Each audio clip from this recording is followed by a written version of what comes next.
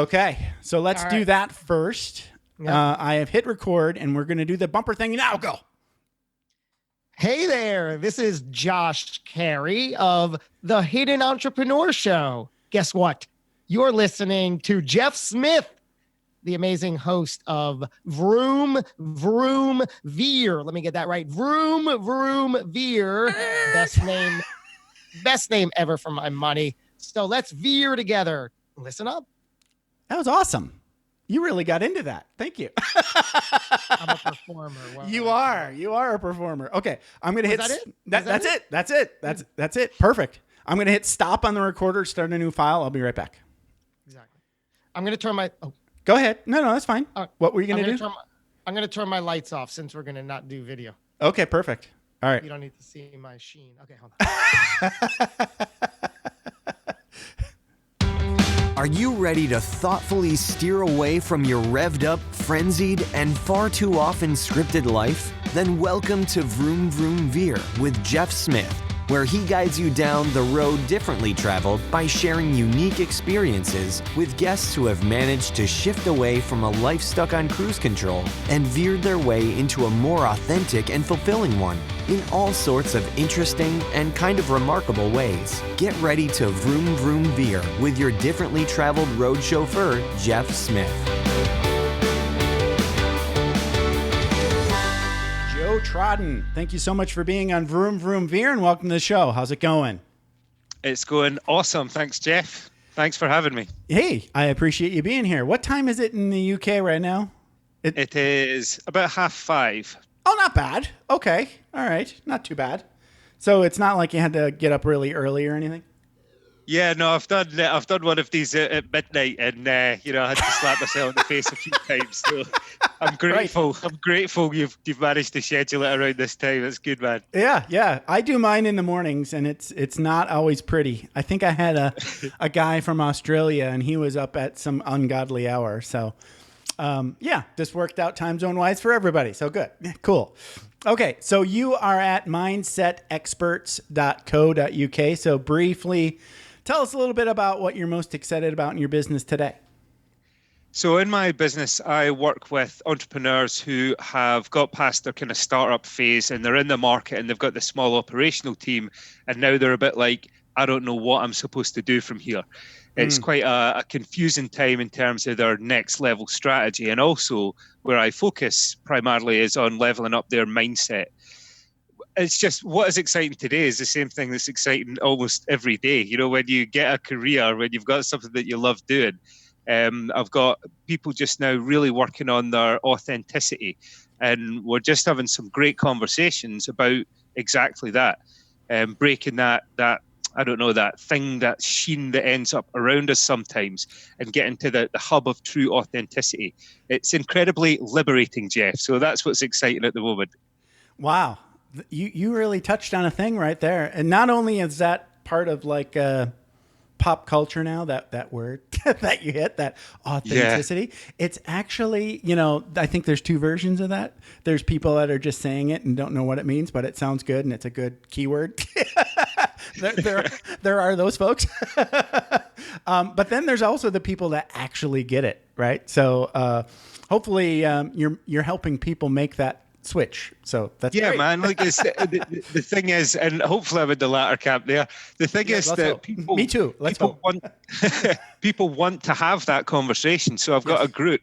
And when that just becomes the norm, and it's not all about like, the doom and gloom and woe is me. Of course it isn't. It's all about like, who actually are you, and just having the courage to stand up and do that. But when you've got people around about you that do it too, then it just fundamentally changes everything. So it's a really cool thing to see. Yeah, it's amazing. So everybody can tell Joe is from Scotland and he is in Edinburgh. And so I lived in the UK.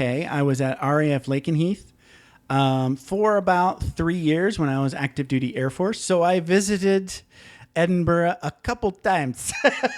And so I think probably, I want to say at least twice, if not 3 times, because it was one of my favorite cities all over. I mean, Scotland, but UK even, it's one of the most fun cities, I think, in the Yeah. UK. Yeah.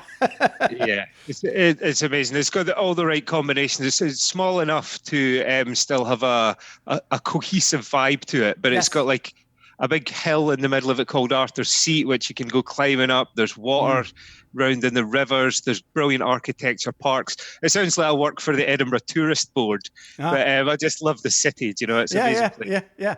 Well, and you've got your own damn castle, which is Yeah, that's true.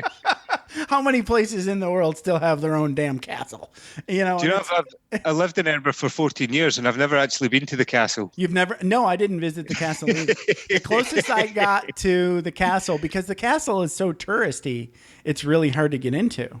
Yeah. I mean, I must have seen it 1,000 times. Well, yeah, you I've can't never been avoid in it. It's look, there's the castle. It's kind of like in Monty Python's Holy Grail. It's like, meh, let's not go to what was the Camelot. There's Camelot. Let's not go. It's so touristy these days. Camelot. Anyway, so yeah, later on we'll talk. I want to share a couple of stories and then ask you a question about your Englandness, not necessarily England, but your UKness. So it'll be interesting. It'll be a fun question / story time for us. Cool. And then there's this other story that I had. I took a series of IT classes that each lasted a week long. So like a Monday through Friday kind of class. And one of the instructors was from Scotland. Okay. Yeah. And yeah, it was awesome because, you know, he had that great. So here I am trying to like, just figure out what the hell the guy's saying, you know, because my ear had not yet been tuned to the Scottish accent so much. You know, it only took a couple hours, but just the things that he was saying that I'll never forget was, if you're not an IT guy, this is going to go right over your head, but I'm going to make nerds everywhere laugh now. He was, the thing that I remember was, it was like, all about Active Directory, and he kept saying, you have to put your dackles and ackles at the OU level. And and me and my buddies would just be like, you know, that joke never got old. Anyway, it wasn't even a joke. It was just, it sounded awesome. Yeah, Active Directory. Active Directory. Yeah. Exactly. It's perfect. So anyway, this is Vroom Vroom Veer. So that means we have to do the superhero origin story of Joe Trodden. So did you grow up in Edinburgh? No, I actually grew up in the countryside in a very small village that had about 12 houses in it. I mean, it was fairly cosmopolitan. We had our own phone box. Okay. No stoplights. Yeah, there you go. It's the big city. We had our own phone box. Whoa. But since you mentioned that, like, I think that was fundamental in my formation. Sure.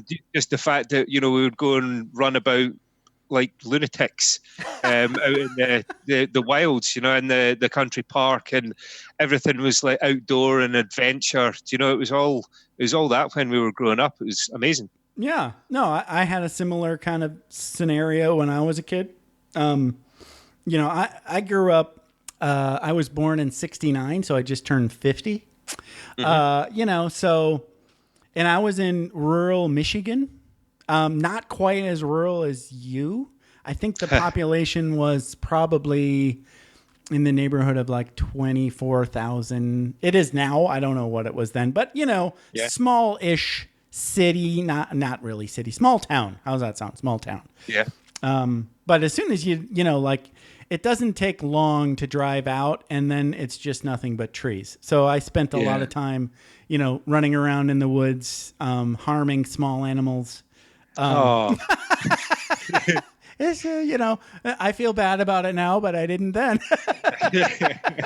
It was, you know, mostly like chipmunks with BB guns. You know, that was that was bad, but you know. And then there was a lot of like mini bikes, and you know what a mini bike is? It's like a miniature motorcycle for a kid. Yeah, like a motorbike. Yeah, but a small version. Yeah. Yeah. I know what they are. Yeah. Yeah. Fun stuff.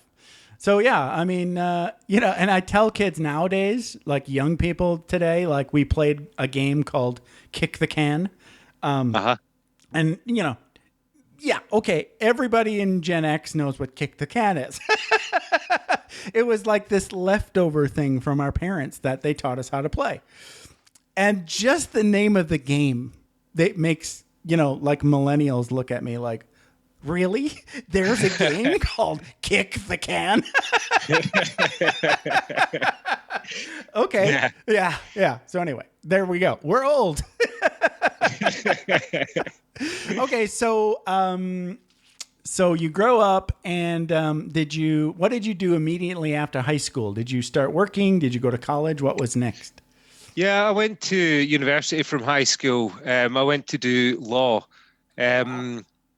Yeah, it's fine though. Like, to be honest with you, Jeff, I just went by default.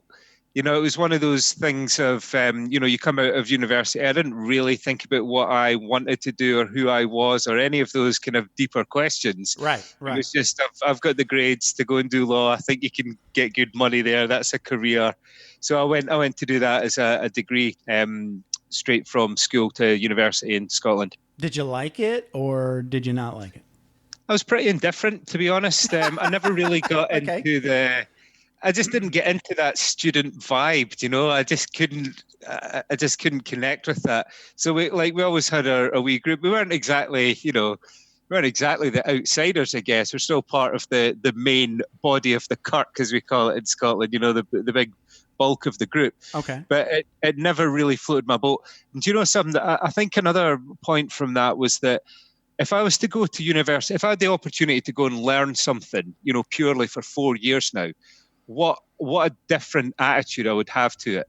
It was almost like it was just I'll learn enough to pass that next exam. It wasn't like a full immersion thing. It's a strange thing. Totally It's know almost what you like mean. you should Yeah. go after you've had life experience to Right. go right now. I really do want to learn about this stuff. Yeah. Because to be honest with you, man, law's pretty boring. It's pretty boring stuff. It's very, very boring. Yes. Yeah, so that was kind of my unique experience. It was fine. It wasn't like they wouldn't have made a particularly amazing movie out of it. I don't think. Maybe some of the weekends. Yeah. Right. So you did have fun. So where were you when you went to university? Were you in Scotland still? Yeah. I was in Edinburgh. Oh, nice. Okay, so was that sort of like your first experience in falling in love with Edinburgh? Again, mate, it was because university was quite functional for me. I was more sort of in and out of the city. That would just come from the little country house, Right. and then go to university, and just I didn't really connect with Edinburgh until I moved here. Yeah, well, I moved here and then I moved away, but I moved here about maybe 5 or 6 years after university, after living in a few places. Okay. And then I just started to appreciate it for what it was. Gotcha. Okay. So while you were in university, you're just sort of like, as they say, just sort of like a continuation of that high school mentality of, I don't really know what's going on. Yeah, man. Yeah. Oh, yeah. I mean, I did that all the way up and, in a way, I'm kind of still doing it a little bit, but yeah, I get it. I think that happens to a lot of people. I mean, most of us, it's just like they say, like, your sports team and your religion, nobody really picks those. You don't get born and then go, there's all these religions and I think I'll just pick the one that I think. Right? No, that's not what happens. No, that's not what happens. It might happen later on in life, but you just sort of absorb it from family, culture, whatever. And the same with your sports team. It's like, this is where I was born. That's what everybody does. It's very much that family community kind of pickup. And then, I was the same way. I got lucky when I got out of high school, because I was all set to start at like a 2-year community college. Yeah. And not even with any sort of plan, just to like, okay, well, I'm done with high school. I got kind of good grades. Let's go do this now. And then, the Air Force, I went to the Air Force recruiter just to tell him that I wasn't going to join, and I was just stopping by as a courtesy, just to say, hey, it sounds like a really good deal, but I don't think it's for me. Right? That was my intention, and it turned out that my recruiter, he wasn't there that day, and his very persuasive boss was taking over for him because he was sick that day, and he was like, "Come on in, let's have a chat," and then I joined the Air Force. Just like that, yeah. Just like that. He was like, it'll be fun. It's an adventure. You'll get out of town. You don't want to be here. This is boring. You got to get the stink out of, Podunk, Michigan off your tail and go out and have a good time. And I'm like, yeah. So, yeah, I mean, we're definitely like at that age. We're either just kind of like, we're so accustomed to just doing what we're told, It's sure. Yeah. And like you say, it was just that kind of cultural conditioning. If I'd been in a different background, it would have been something else. Maybe I wouldn't have gone to uni, but that was the whole expectation. I'm that guy that does this well at school, and then that person goes to uni. Yeah, it wasn't an individual journey. It was a mass market journey that I started on, Jeff. Sure. Oh yeah. So did you end up being a lawyer for a while? Did that happen? Nope. Nope. Good answer. Because nope. It's that strange thing though, because like even in year one of it's 4 years the degree, so even in year one it was like, this isn't, I'm utterly indifferent towards this. Wow. But I'm here now, and I'm so you knew right away that you didn't really want to do it. But I'm not one of, but then it was like, I'm not one of those people, my identity, I'm not one of those people that drops out. I thought that's the only two options. You either complete this thing or you drop out, and you're the guy who dropped out of university. Right. You couldn't handle being that guy. Okay. Yeah, and that guy wasn't part of that identity that was, crafted in my absence. Sure. Do you know what I mean? In the absence of my own awareness. Right. So after that, I did a conversion into IT because all the money was in IT. Amen. And I just, me too. Yeah, well, that's what I thought at the time. I thought, hey, money's a good thing, so let's go and I don't want to do the law thing, but money's a good thing. So then I did an IT job for about 7 or 8 years, working in IT projects. But again, Jeff, still autopilot. Totally autopilot. Yes. No, I get the whole idea of autopilot. Basically, you're going, it's like you can tell, and there's nothing wrong with this method of, I think I might like that, right? Insert law here, right? And then you get there and you're like, me. Yeah. But at the same time, you're like, well, I'll stick this out and see what happens, just because you don't want to be that quitter guy. But then you're like, well, okay, I think there's money in IT too. Let me give that a feel. So obviously you didn't hate IT as much as you hated law. Maybe, right? What were your feelings towards IT? Still, because I hadn't asked myself any of the important questions, it's like knowing that law wasn't the right thing, but sticking out for 4 years. It's no coincidence that was the timeline. Like, that wasn't my timeline. That was the societal structure timeline, right? That was the one that said and your 4 years. Well, see, the thing is, whatever I'd wanted to do, my amazing parents, they're absolutely unbelievable people, the greatest people. They would have supported me in doing anything. But, I just let it go. Okay, so it's the 4 years, so that's the deadline. Then I do the conversion into IT. Let's go and test this out. But I was just thinking about living for the moment for a lot of that. Sure. It wasn't something, again, it didn't light me up, but it was intellectually interesting. So it held my attention for a bit. Well, you spend a lot of time problem solving. There's a lot of fun things about IT. There's a lot of boring shit in IT too. But yeah, there is a lot of fun stuff in IT, I think. Yeah. I wouldn't say that it ever lit me up, because I didn't know that's what, I guess I wasn't really looking for that at that point. No, I get it. That makes sense. And again, it takes a certain sort of set of circumstances, I think, in order for us to have these, like, I don't even know what to call them without sounding like a total douche. But like these wake up moments, I guess is the, yeah, you know, and they're so rare. And a lot of times you just miss them. Right. You know, so a lot of times they come in the form of like an oh shit crisis kind of thing. But okay. So anyway, you did IT for 7 years. Okay. And you were sort of like a meh, kind of like me. Sure. Right. Okay. So what happened next? What was the next move? So, well, you say it's a douchey line there. If douchey's the correct, I don't know if it's I'm not sure. Maybe not. But it was just like one of those moments. So again, I remember I was walking, and I was living in Edinburgh at the time, and I was walking to work, and it was the same way that I'd walked to work for God knows, you know, how many times I'd walked that same route into work.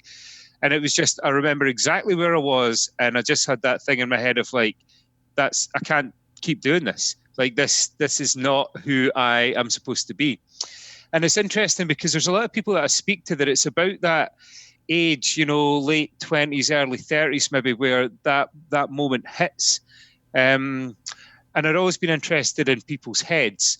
So there's a strange thing there as well, I guess, that I thought that in order to go and explore that and to change career, I need a qualification. You know, again, I need like this permission. I need a bit of paper from somebody that says, yes, Joe, you know, you're smart enough or you're knowledgeable enough to go and look at some new career. Okay. So I did a psychology degree, distance learning, while I was still working. Uh-huh. So I got that. I worked quite hard for that one because I got that in 2 years. So wow. After that point, and I'd been volunteering in mental health because I've been interested in people's heads. I thought I wanted to be a psychologist or a psychiatrist. Right. But it became more apparent that the problems that people had that I was working with, more sort of acute problems, a lot of it happened when they were younger. Yes. So as a result of finding that out, this is the next sort of pivot in my life, was then going to work for a youth charity. So I just packed in the job, the IT job, and went to work for a youth charity, which was quite a big pivot to make, you know, and it was less money and whatever else, but it was to help me to understand what that next step actually was. Right. Yeah. Good for you. You had a moment there of clarity, I guess. And then I like that. Again, that's probably a little cliche, but I don't know what else to call it. That aha wake up moment where it's like, agreed. Yeah. Whatever you want to call that. I call them veers, you know, yeah. So, that's great. I love that story. So now I did, a bachelor's degree in psychology, and it was equally amazing and, stupid all at once. Okay. Sure. And it wasn't okay. So I'll give you the how come. It was really fascinating to learn about all the different folks that, you know, just sort of developed the field of psychology. I was doing psychology, and I thought, like you, maybe this might be a great way to learn how to help people in, you know, changing the way they think and, you know, mindset again. Yeah. But I was always not really interested in necessarily doing the pathological part that where people were just, you know, not well, mentally ill. Yeah. What I was always more interested in is helping what we legally call okay people, like normal people, whatever you want to call them, everybody else, not mentally ill people, but helping everybody else get a little bit better, right? Yep. Just because there's more people, right? And what I found out in my psychology degree and all these, you know, folks that there was the amazing part of the degree was all of the teachers were required to be working in the field. Uh-huh. So they weren't full-time teachers or instructors or professors. Their full-time job was, you know, psychiatrist or no, psychologist working for the county health department or something like that. Okay. Right. So they're working in the field. Right. And so one of the doctors was working as a consultant in the school system, and another one was working in the county health system, and then another one was a statistician. And then, you know, so these people all had real life psychology jobs. And my big takeaway was, after 2 years of doing that psychology bachelor's degree, was I don't want a job in psychology. Just because of that fact that it was focused on moving people that were not well to well. And I wanted to take people from well to better. Does that make sense? Yeah, it's interesting to say that, because when I was working in mental health, and the reason that I started doing that was because somebody close to me was involved in that system. And I don't know what it's like in America, but when you look at that system, if you go in and your problem is at level 2, when you are surrounded by, that type of environment, and I look sometimes at, and I know it's a resource thing, but I look at the level of care, and it's not that individualized, and there were all these kind of systemic issues. And if you went into that system with a level 2 problem, you'd be pretty sure it'd be a level 8 problem soon enough, because of the environment. Yeah, yeah, it's true, man. Just being part of that system. Yeah. And you make a good point, because what I realized when I was doing that work as well is that I felt I could only ever move somebody like a really small distance, Yeah. And what actually I wanted to do when I went to work for that youth charity was, is there a way to stem this at source?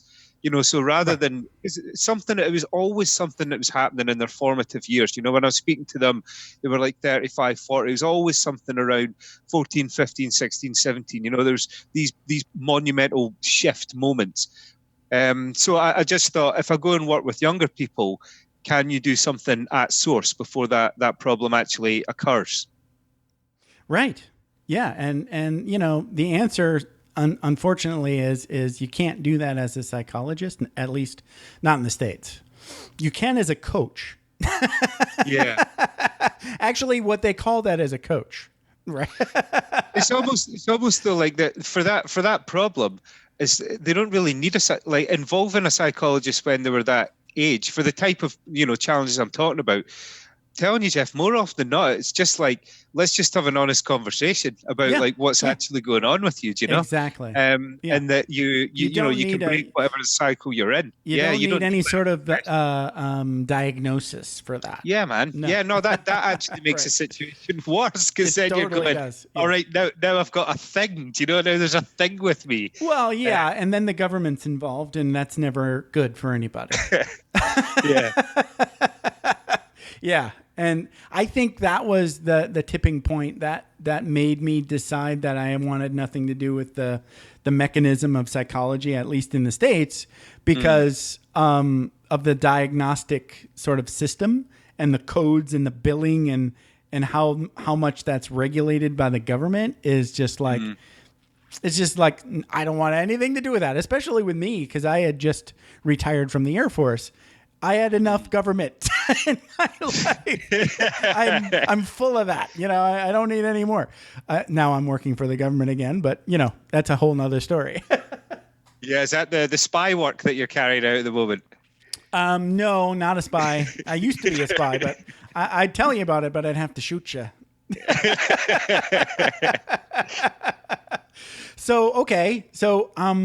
All right. So how did that manifest then? So you start, there's another job after that volunteer job, I would imagine. Sure. So this is what I mean about these pivots. And when you say, the vroom vroom veer, right, it's about that thing of going, the total autopilot until that epiphany moment. Yes. And then it was, okay, this isn't right. So what is it?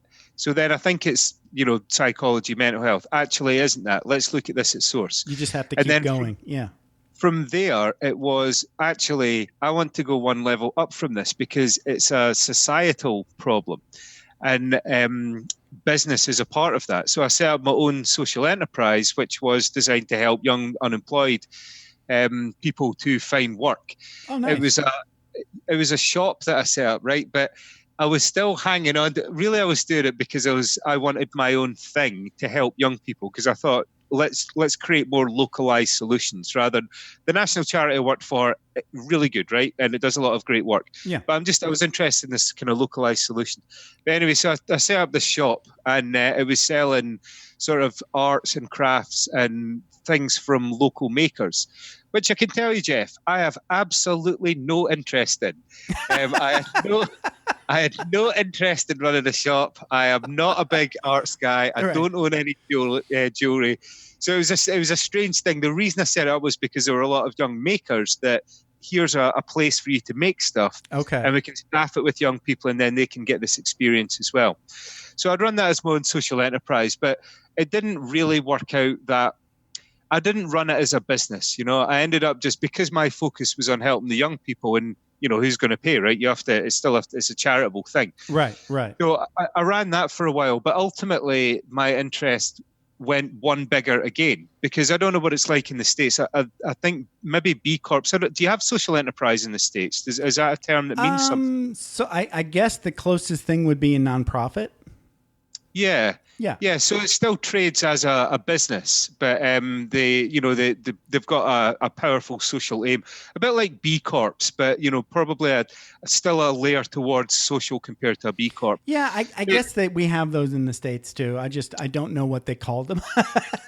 Charities. Yeah. Is it a charity or not? No, it's like a charity, but it has to trade. It trades as a business, and then its profits back into these social aims. Okay. So it's quite a big thing in Scotland. Scotland's quite a leader in the scene in doing that, and they do a lot of good work. But I wanted to go one bigger again, because the problem that I want to solve is at a societal level, and it's business that drives that. Like business, I don't know. Does government drive societies? Not really. To an extent, but no, not really, right? It's business. Yeah. Business that's shaping everything. Right. So I went to work after I loved coaching, this whole thing of these pivots towards, it's people's heads. Where do I make the most impact? What's the impact I want to see in the world? So I went to work with entrepreneurs for a company called Entrepreneurial Spark, which completely changed my life. Really? Wow. Okay. Oh, it's just completely changed everything for me. So I thought I knew about coaching and mindset before I joined those guys, but it just took it up to a total different level, like an astronomically different level. Great guy there, Jim Duffy, who quite a hard taskmaster at times, but the impact that guy had on me, because he was demanding of himself, and the people around him, and he created that high performance culture. Just phenomenal. Changed my life. And then really from there, I've just split off and set up my own thing. Been running for just over a year. But that's effectively what that story's been. But you can see from this, and hopefully this is some for your listeners as well, around those pivots, about it doesn't have to be, if you want to make that change, the next thing doesn't have to be the thing. Right. That's a big next thing. Move. Yeah. Right. Yeah, I think everybody, me included, gets stuck on that. We waste a lot of time. I'm going to back up, because I think I've got the kernel of where you're going with this. Is I think I wasted good portion of my life thinking that I needed this amazing idea that would change the world all at once. Sure. Right? I think maybe we all have this delusion that that's required. And it's not. That's kind of like, you're not, it's never going to happen. Because there's not one idea that's going to make the world better. Because that would have happened already. This is what I mean. The evidence is that nowhere in humankind has anybody ever had the one amazing idea that has been absolutely the thing. Like no business has ever done that. No human has ever done it, but yet we still think that's the thing, right? Right. Right. Yeah, but I think one of my aha veers was I noticed, I think it was probably in the early aughts, that there were people like Oprah Winfrey and Eckhart Tolle and Deepak Chopra. And these guys have like humongous followings, and they're on TV and they're on the web and they're in movies, they're on Netflix. They are literally everywhere trying to say the same thing I want to say. And they're not moving the needle. Yeah. So that's not going to work. It doesn't matter who you are, what you say, how big your bullhorn is. That's not going to do it. So that really, I was like, okay, all right, I can stop trying to do that. Does that make sense? Yeah, man. Yeah. For sure. Yeah. So what I came up with was, and this again sounds terribly corny, but another aha for me was, instead of focusing my effort like those folks, like externally outside myself, just trying to yell really loud about what I've learned, right? Shut up about that, because it doesn't work. A, but B is just try to figure out who I am. Sure. And be better me on the inside. Sure. A little bit every day. I don't know if you've learned something similar or not. Of course. I mean, right. all the time. Because you can do that. You can succeed at that goal. 100%. And it's the willingness to sort of open that door.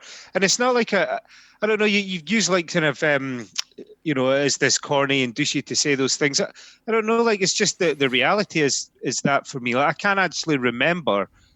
Well, I can remember. I can remember like sort of the old, not actually asking any of those questions. But when you do, like, who actually am I and what do I want, and just taking that first step, it's a really powerful thing, because you start to gain that momentum. And I'm not preaching here in terms of I am perfect. I mean, it's interesting. What interests me even recently is that the reason that I moved to set up for myself was because an organization moved to buy out the accelerator that I was working with. Okay. And I just thought, I don't really want to work. It was like a really big organization.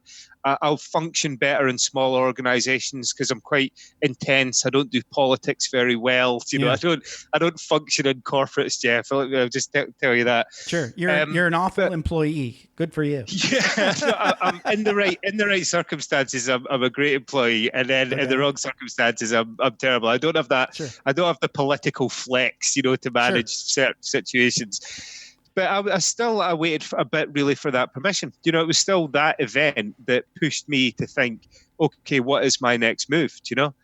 So I'm not there yet in terms of having that full autonomy and taking complete control.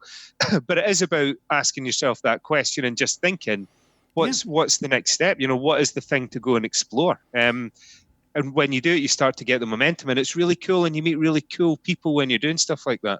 I've learned something like some fundamental fun questions just recently, and like you said, it's asking yourself some really seemingly simple, but powerful questions. Like, who am I really?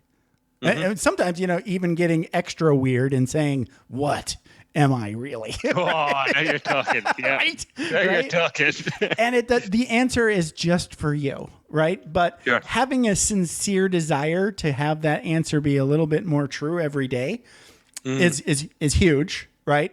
And I don't know how you get a gene to want to do that, but I think I got lucky, maybe, because I've from a very young age, I can remember, at least in my 20s, having that desire. I think I just got lucky, just happenstance of folks showing up in my life asking me that question. Who are you?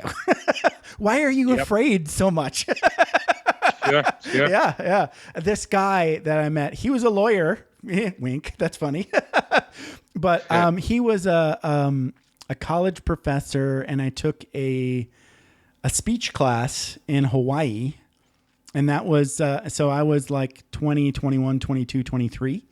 So probably closer to 2021 because I had just gotten to Hawaii. And we actually became outside class friends. And we had like a relationship where he was sort of like, I would say like a guru almost. But he kept Sure. asking me these questions. It was like, hey, have you ever tried meditation? I'm like, meditation? What's that? Yeah. But it was just amazing, And again, just luck, that I got somebody that cool and self-aware to show up Yep. in my life. So, and it sounds like that's sort of like what you're doing for some of your business clients, right? But see, the point there, so I don't know about like the law of attraction, right? I mean, it seems to be, the way sometimes I feel that's positioned is if you wish it, it will come, right? Yeah, Well, that's no, just it not doesn't gonna work happen, that right? way. No. But what I will say is every time that I've tried to make a meaningful move, Yeah. somebody has appeared. So when I was with that youth charity, actually even before that, so when I was in that IT job and I was speaking to somebody else, it was a friend of mine that gave me this advert, to apply for this because I've been talking to them about it. I wasn't even looking, but there was somebody there in my life that was looking and saw an opportunity for me. So they gave me that. And then when I went to leave the youth charity to set up my own thing, I was thinking, I don't know anything about how to do this, and I don't know how to get funded. I go to an event and I meet a guy, Roger. And Roger's like, oh, sure, we can do that. We can get the funding together. Bang, that gets done. Wow. And then it's like the next thing. And, Wow. But do you know what I mean? It's like you're saying, though, with your guy, that when you actually just start to take a few moves outside of the sort of the bubble, or that circle that you're in. Because bear in mind, you're talking about 7 years in that IT job. Then I start talking to somebody else, and then there's an opportunity. A couple of years in this other with that charity, I go along to this event, meet this guy, and it happens. It's like when you it's just like magic sometimes. your bubble. Yeah, and it's a person. Like a person will come in, and it is about whether you want to listen to them. And maybe that does sound a bit spiritual weird or something, I don't know, but it's just been the reality of my journey. No, I get it, because when we say these things, it's immediately people will tune out and say, oh, that's such bullshit. And I agree. So I really do. I agree, because if you watch that movie, The Secret, it's total horseshit. But I really think it's total horseshit. I mean, like you just sit around and meditate and this genie's going to come up and go, okay, let's do that. No, that's not how it works. But I found, do you know Scott Adams? He's the guy that does the Dilbert. Yes. Yeah. So he's now blogging and doing like videos, and he's kind of like almost becoming like a self-help guy. Right. But anyway, he wrote a book. I can't remember the exact title, but the gist is how to fail at just about everything and still make it big. Yeah. And it's hilarious. Okay. And so he told the story about how this, and I'm doing air quotes now, law of attraction thing works. And his explanation is a little bit better, I think. He ties it into sort of like a combination of journaling and affirmations, right? Mm-hmm. He just heard these things, right? This was before The Secret came out and screwed everybody. But he was just like, I'm just going to do this experiment and just see what happens, right? Knowing that it's complete horseshit. Sure. Right? That was his attitude going in. Yeah, man. And then it worked. Right? Yeah. So his takeaway is there's something about the human brain that is programmable. Yep. At the subconscious level. And I'm like, aha! Now that I can buy. It's almost, and he's also into hypnosis and like not the unstaged version, but the real version. And and a lot of that is, then you get into the NLP stuff, and there is a programmable bigger brain that we all have access to that's not dream fulfillment, but it does work. It works. Yeah, I think that the challenge about it is that it's quite hard, I think, sometimes to, like, nobody's shouting about a middle way. Do you know what I mean? Because it's sensationalist stuff to say, to promote something like The Secret. Do you know, hey, there's a secret, and then once you know this magical secret and blah, blah. Right. Or be completely cynical about it, right? So you can have those are two attractive positions for people to promote. Right. But I think just, again, it touches on this whole thing about the authenticity, right? Yeah. Just having that conversation as, hey, we are humans. There is There's another level to us. This is an interesting thing that was going on with me, or, I tried that.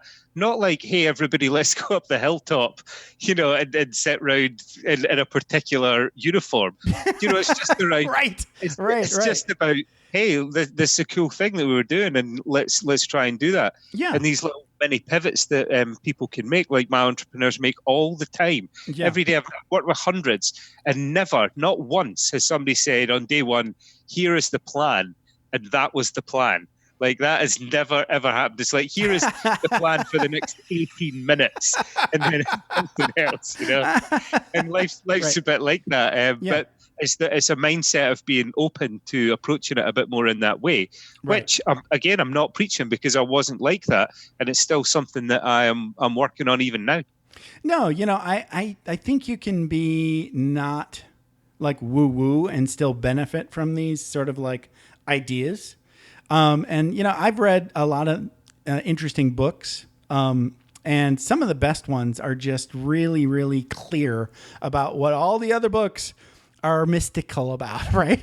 Yeah. I think really your brain can only take you so far. Your intellect is really only so good. It's got like a finite limit, right? Whereas your subconscious mind, like the bigger part of your mind, the one that you have like an indirect access to, Sure. is way more powerful, right? And that's it. That's what the Dilbert guy is talking about, and I think that's what you're talking about too. It's just like accessing, like awareness, right? Yes, there's that bottom level operating system as well. Yes. Just Right. the layer that's actually you're almost like I think your operating system is a good way to do that, and then you're putting this other stuff on top of it to help you make sense of the world. But it is at that deeper layer that authenticity lies. I mean, there's 100 trillion potential connections in your brain, right? Yeah. So that's like, if you were to lay dollar bills end to end, that would stretch from Earth to Saturn and back 6 times. 6 times. 6 times, man. Wow. Like, that's the amount of connections that you have in your brain, and they're all carrying different things. And I don't think, again, I don't know where I am on the whole spirituality thing, but the biology doesn't explain everything either, right? I mean, nobody's fully got that explained. Right. So whilst we don't have the explanation for everything, we've got quite a lot, but whilst we don't have all the explanation, it's worth just trying a few things and seeing what actually works for you, right? Amen. Yes. Be pragmatic, if nothing else. Yeah, you don't have to subscribe to the doctrine, No, unless right. And you don't have to join a just club. take what works. Right. Yes. Amen.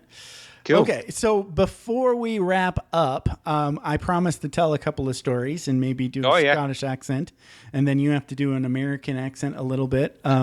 So let's see here. So story number one I already told. That was the guy that was the instructor, and he said ackles and dackles at the OU level. Ackles and dackles at the OU level. But then, okay, so I was in Edinburgh at a Fringe Fest. And so I was on a bus trip from RAF Lakenheath to Edinburgh. And it just so happened that day, England beat Germany 5-1. Right. A dark day in Scotland, that would have been, yeah. Oh, so it was a dark day in Scotland. So you're the first Scottish person I've talked to. So it's like a heroic day for all of England. And for you, it's like, damn those English. Yeah, man, that's grim. Yeah, they'll go on about it for the next 10 years, And Here longer. And longer. Well, that's their arch enemy, right? Yeah, like we don't fight and kill each other as much as we used to a few hundred years ago. But there's always that thing, like football's the worst, man. I don't know what the equivalent is in the States, but Right. like they'll go on about the 1966 World Cup win, like 50 years after it. Like, come on. And every time they go to a World Cup, it's like, hey, yeah, we're going to win it. Yeah, just like you haven't done for the last 50 years. Right. But yeah, it's good. It's a bit of fun. I just see it as a bit of fun rivalry between Scotland and England. Yeah. But football's probably the clearest manifestation of it. So where do you remember that day? Was it a big deal or was it a non-event in Scotland? No, I remember the game, man. I remember the game. you really? I remember, yep, Mike Lowen scoring, Emil Heskey getting the 5th, Gerrard scored. Yeah, I remember it, man. And what were you feeling? Were you just like, Just that. Well, here we go. I know what the. now English I'm going to have to football live with this for the next 20 years. Yeah, right. For the next 6 months straight, this is what's going to be on the news. You know. So, That's great. It's great. So it's great. Yeah, yes, great. Yeah. So I don't know where I heard it, but I think it was like Robin Williams maybe, or another comedian was doing a Scottish thing, and he was like, there's only 2 words you need to know in Scottish accent. It's great, it's crap. It's great, it's crap. You would get by. You would get by with that, yeah.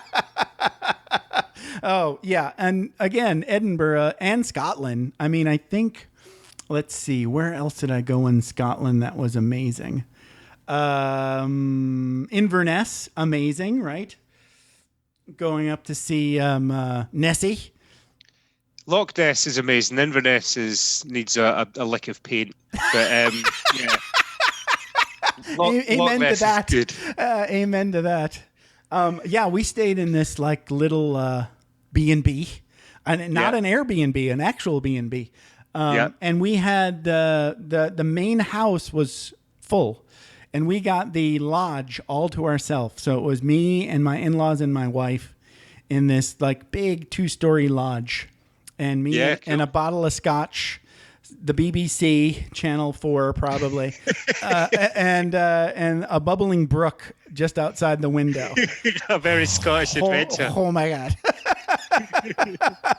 Yeah, well, that was, I don't remember what was on TV. It didn't matter. I was in bliss. They were probably replaying 5-1, the England-Germany game, you know. I think that was on a continual loop, 24-hour news loop. It could have been. So as we wrap up, let's talk a little bit more about how folks can get in touch with Joe Trodden at mindexperts.co.uk. Mindsetexperts.co.uk. My bad. Yeah. Mindset. Still, no worries.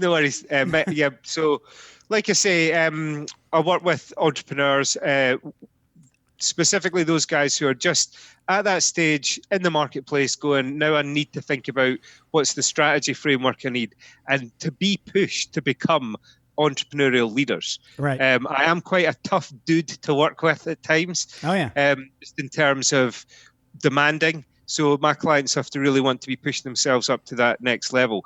But they can look at the testimonials for what they get in return.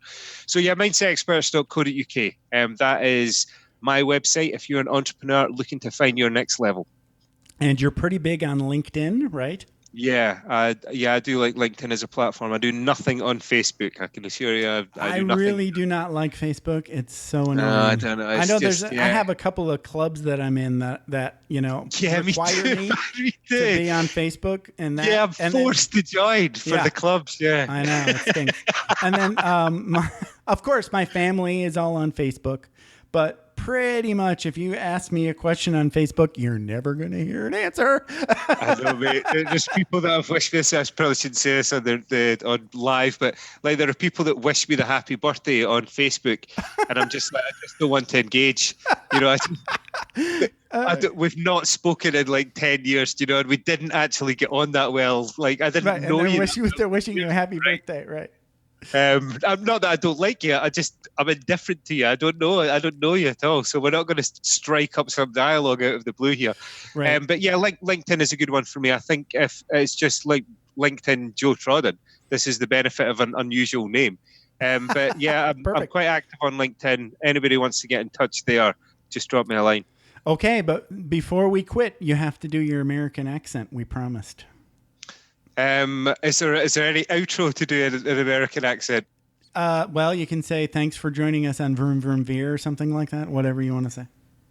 Hey, y'all. Thanks for being part of this podcast with us today on Vroom Vroom Veer with Joe Trodden and Jeffrey Smith. Suddenly you're from Texas. I know. I move around. I move around a lot, right? I don't think that was the same one as I did at the start. No, but it was awesome. Yeah, it's been an absolute pleasure to be part of your podcast today. Absolute pleasure. That's awesome, dude. You need to cultivate that skill, because me and as an American, I love it. Undercover though, right? Because the accent changes every sentence that I do. It's okay. It's okay. I can only say two things in Scottish or Scottish accent. So, hey, you're way better than me. Well done. Yeah. 40 years of American movies, buddy. That's what finally honed that Texan accent that I've got. There you go. You've watched. Obviously, you really like to watch westerns. You need to work on the TV broadcaster voice. Yeah.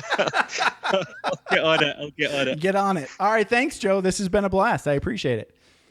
No, it's been great. Lovely speaking to you, Jeff. Really appreciate it. Thanks very much. Yep. You have a good day. Thanks. You too, buddy. Cheers. Bye. Bye-bye. Thanks for taking the time to ride along with us on another episode of Vroom Vroom Veer. For podcast info and show notes, be sure to head over to vvveer.com. That's VVER.com. Man, that's fun to say. And we'll catch up with you next time here on Vroom Vroom Veer.